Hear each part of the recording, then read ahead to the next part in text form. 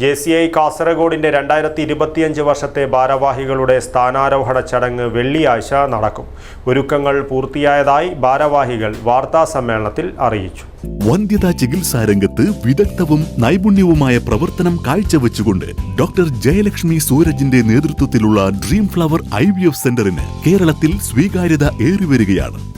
Dream flower IVF centre, bank road, Kasaragod. JCI കാസർഗോഡിന്റെ 2025 വർഷത്തെ ഭാരവാഹികളുടെ സ്ഥാനാരോഹണ ചടങ്ങ് വെള്ളിയാഴ്ച കാസർഗോഡ് മുനിസിപ്പൽ കോൺഫറൻസ് ഹാളിൽ നടക്കും. കാഞ്ഞങ്ങാട് നിയോജക മണ്ഡലം MLA E ചന്ദ്രശേഖരൻ മുഖ്യാതിഥിയായി പങ്കെടുക്കുമെന്ന് ഭാരവാഹികൾ അറിയിച്ചു. ചടങ്ങിൽ 15 അംഗ ഗവേണിംഗ് ബോർഡ് അംഗങ്ങൾ സത്യപ്രതിജ്ഞ ചെയ്ത് അധികാരമേൽക്കുമെന്നും ഭാരവാഹികൾ കൂട്ടിച്ചേർത്തു. JCI എന്ന പ്രസ്ഥാനം എല്ലാ വർഷവും പുതിയ നേതൃത്വത്തിലേക്കാണ് വരുന്നത്. ഇപ്രാവശ്യത്തെ പ്രസിഡൻ്റായി തിരഞ്ഞെടുത്തിരിക്കുന്നത് JC മിഥുൻ ഗുരിക്കലവളപ്പാണ്.